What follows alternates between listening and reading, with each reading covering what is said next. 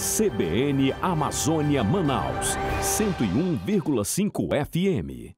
No dia 13 de março, a gente teve um ano do primeiro caso de Covid-19 aqui em Manaus.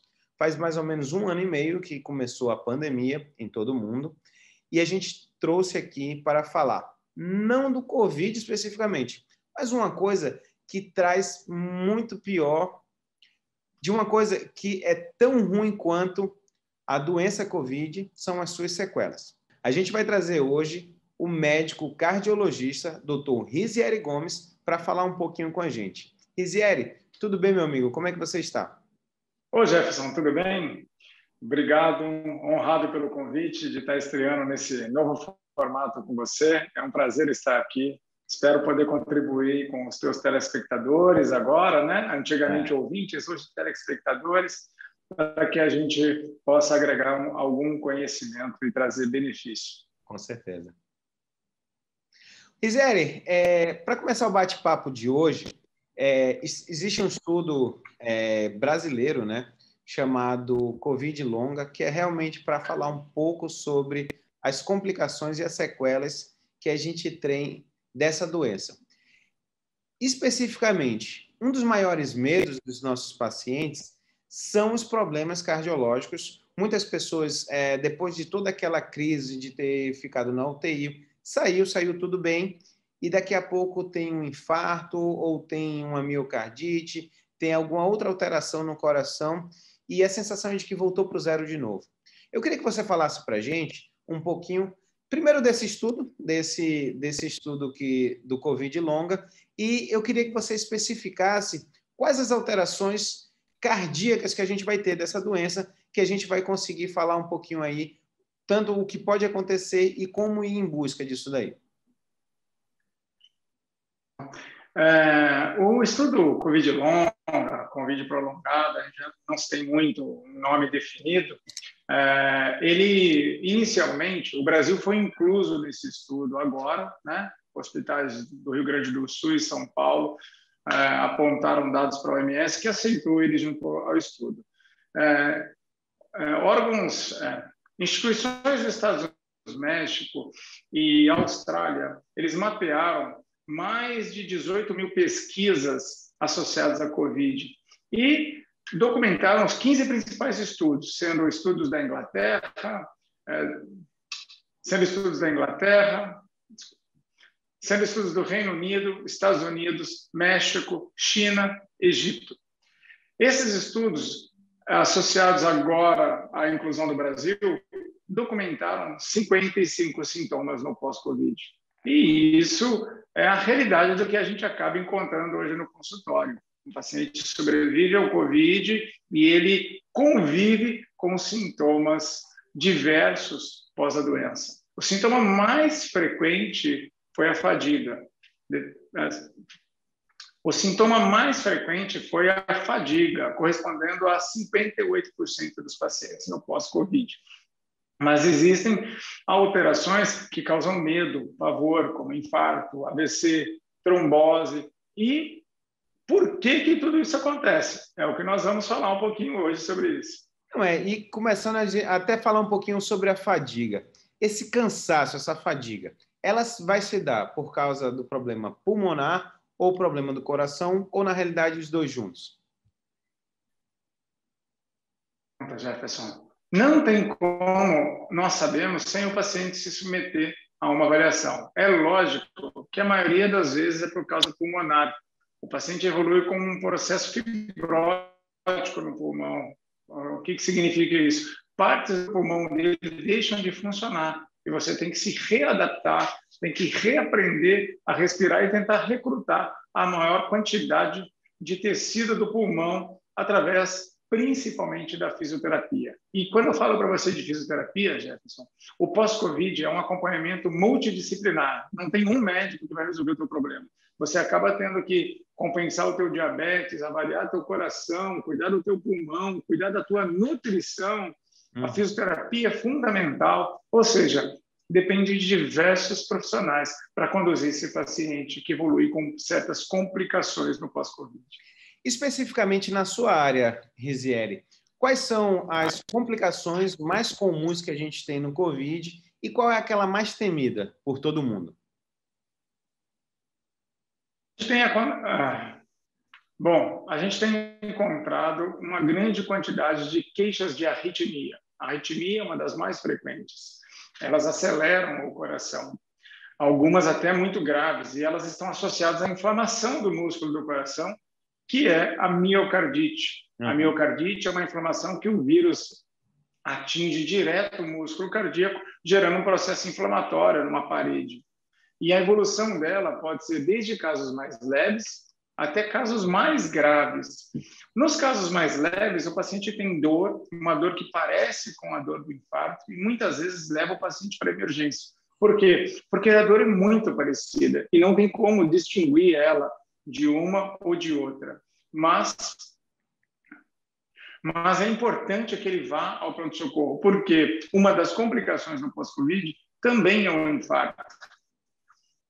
Durante a infecção do Covid, quando a gente adquire o vírus, o nosso organismo entende que existe uma desordem e ele mesmo tenta combater essa doença.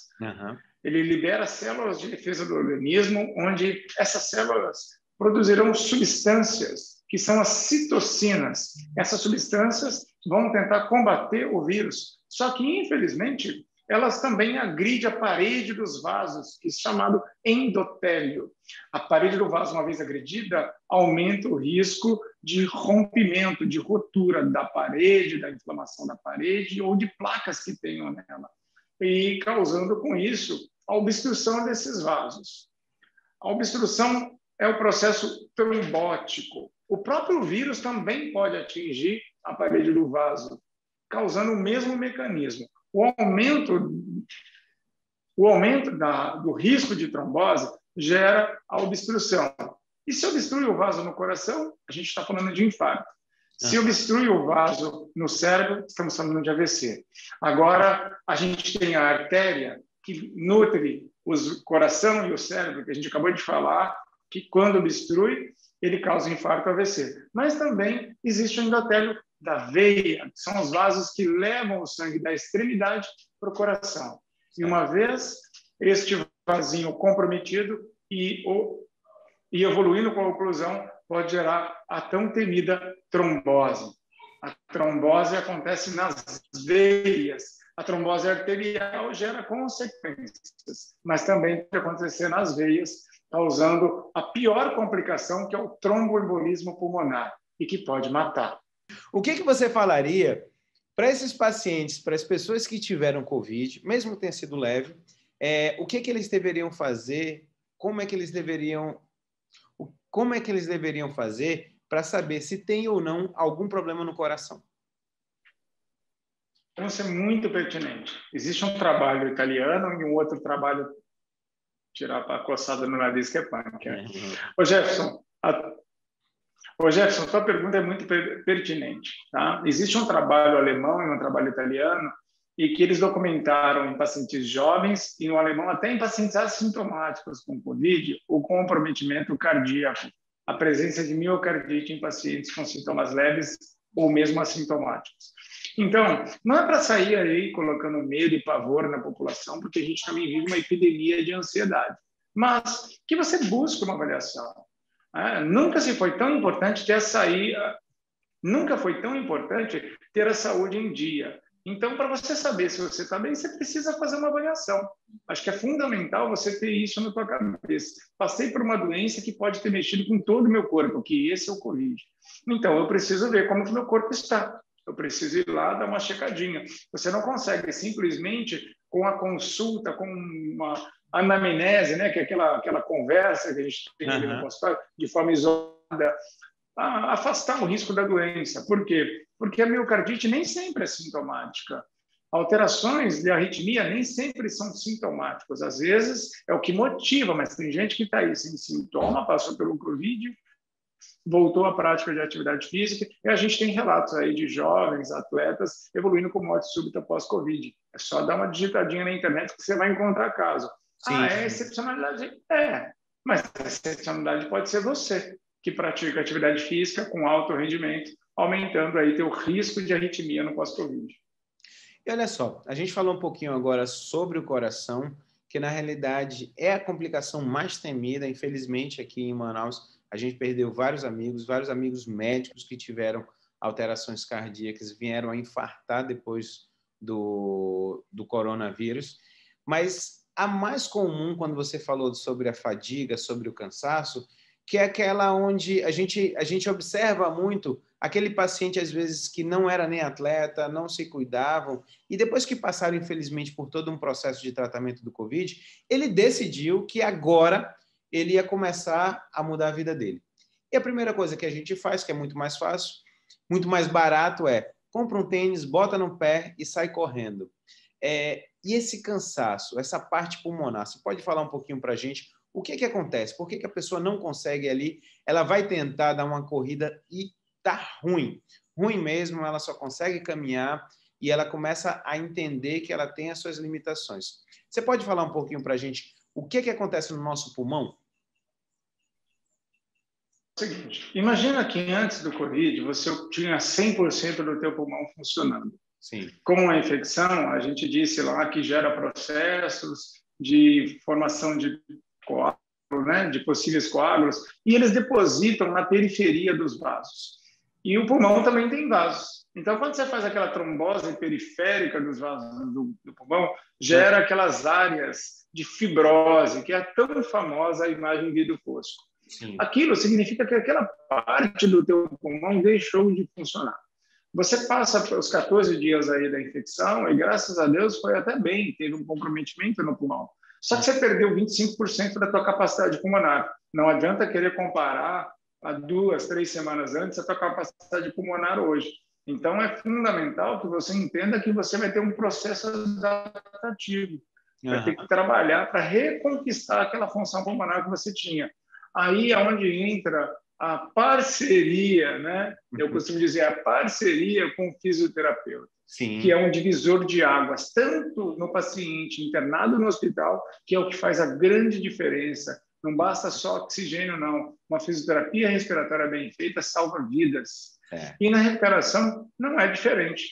Quanto maior o grau de comprometimento no pulmão, maior a intensificação da fisioterapia no pós. Então, não adianta você que pegou o Covid sair e querer caminhar, correr, e achando que vai estar tudo normal. É importante que você busque o teu cardiologista para poder fazer uma avaliação cardiológica, o pneumologista, peça dele indicação de um bom fisioterapeuta para poder, se caso necessário, agir com você. E o mais importante, tenha paciência, porque você vai ter que fazer um trabalho progressivo para recuperar aquela função pulmonar que você perdeu. É como se você tivesse perdido aquele condicionamento que você tinha e você está começando do zero de novo. Tenha paciência, agradeça por estar vivo, porque você já está na frente de muita gente. Não, olha só, olha que coisa interessante que você vem trazer para o público. As pessoas têm que entender, lá atrás você falou que a recuperação ela é multiprofissional, é multidisciplinar. Então, não adianta achar que você vai para uma pessoa e essa pessoa vai resolver todos os seus problemas. Então, você começou falando que o cardiologista, você tem que ir no cardiologista, fazer os exames adequados, saber se você tem ou não alguma alteração cardíaca. A outro passo, o pneumologista, a gente já viu aí que é a principal sequela que a gente observa, que traz mais trabalho para as pessoas. O maior medo é do coração, mas o trabalho pulmonar é ruim.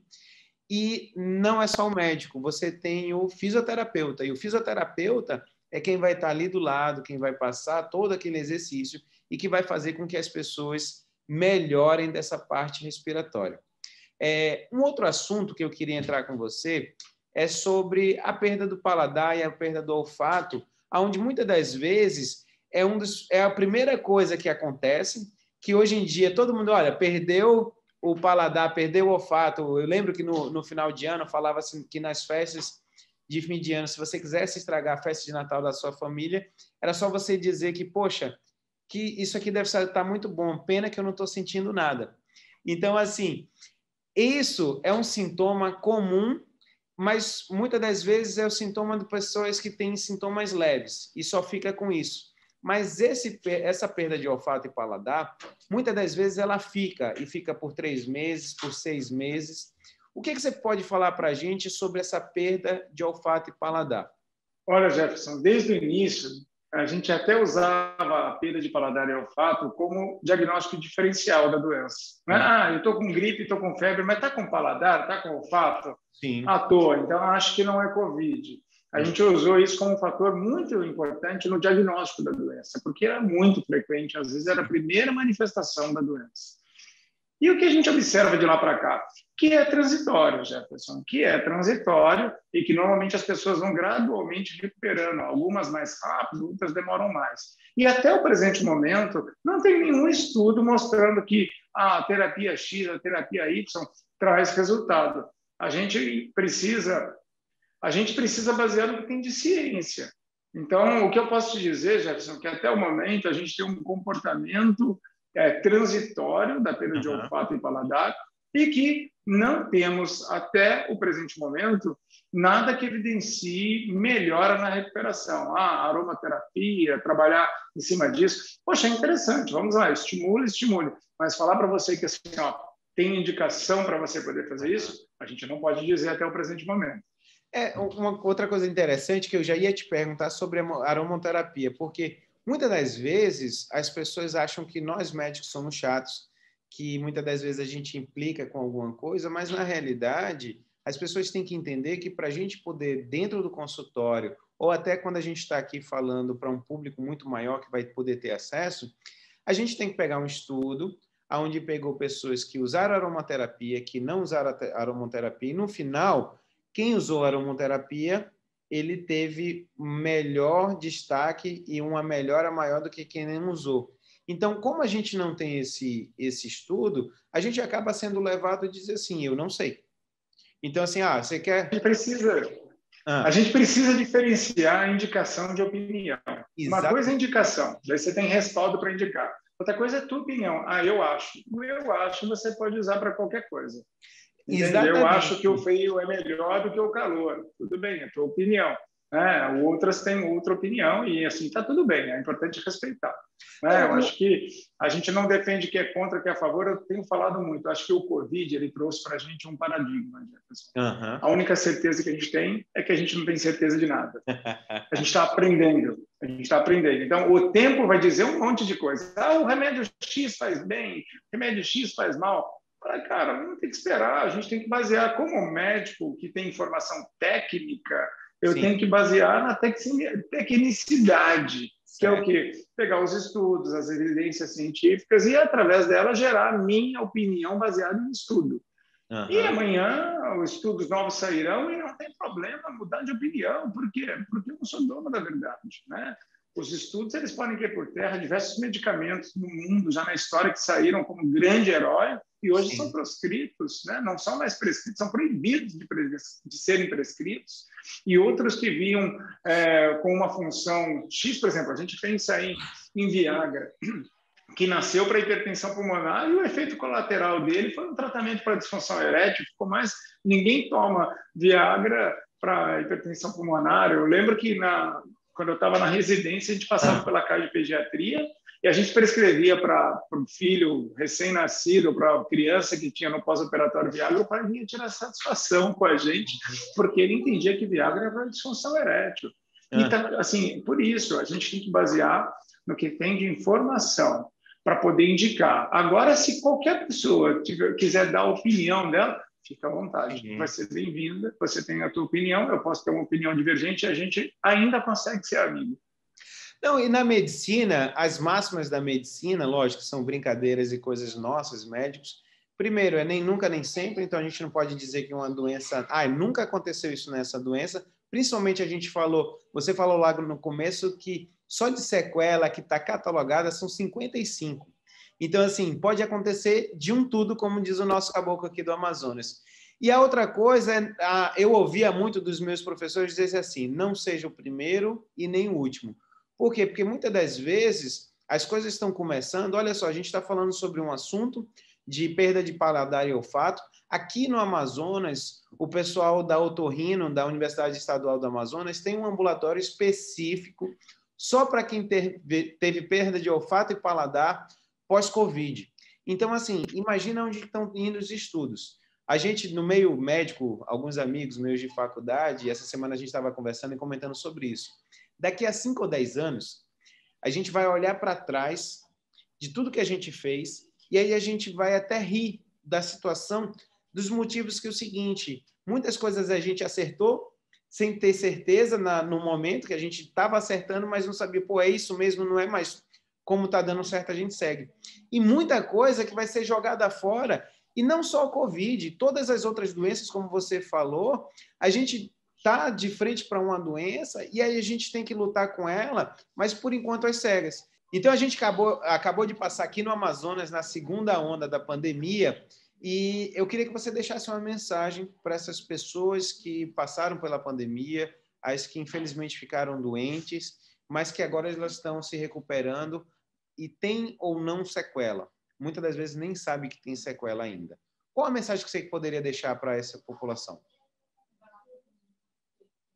Jefferson, é o seguinte, busque informação. Informação é o melhor remédio. Veja onde você consome essa informação. Às vezes, a informação incorreta te gera tanta preocupação que tira teu sono. Então, se você está preocupado, está com medo, o medo é uma ferramenta poderosa. Vá se cuidar, vá investigar, busque a tua saúde. Saúde não está em cápsulas e comprimidos, está no teu estilo de vida. Investigue a tua situação atual, faça os teus exames periódicos, mantenha uma boa alimentação, pratique atividade física, desde que você esteja apto a poder fazer isso. Não deixe de abandonar os seus cuidados, use máscara, evite aglomeração, higiene das mãos. São as mensagens que a gente passa, Jefferson. Por quê? Porque a população vem vivendo uma outra epidemia, que é a da ansiedade e do pânico. Não podemos cair nessa onda. Por quê? Porque senão a gente nunca vai vencer.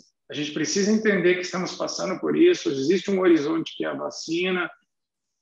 Essa semana que passou, o primeiro medicamento indicado pela Anvisa no tratamento do Covid, onde ele atua na redução da replicação do vírus, ou seja, coisas estão acontecendo, a gente precisa acreditar na ciência e seguir a vida em frente, porque se a gente tiver esse foco e buscar a informação correta, a gente vai passar por isso.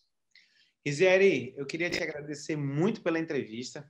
Fiquei muito feliz porque, até pela estreia nossa, né, realmente eu teria que trazer um amigo para a gente conseguir conversar e realmente uma pessoa que tivesse credibilidade na nossa sociedade para a gente poder dar respaldo e falar o melhor possível. Meu amigo, muito obrigado. Fique com Deus. Eu que agradeço a oportunidade. É uma honra estar aqui, principalmente nesse episódio de abertura, e fico à disposição sempre que você precisar. Um prazer bater esse papo com você aqui. Trazer as conversas dos nossos cafés para o canal digital. Exatamente. O que as pessoas não sabem que é isso que a gente conversa, infelizmente, no cafezinho, é o Covid-19 e todas as complicações que a gente vem pegando deles, né? Amigo. Um abraço. Fique com Deus. Um abraço a todos. CBN Amazônia Manaus, 101,5 FM.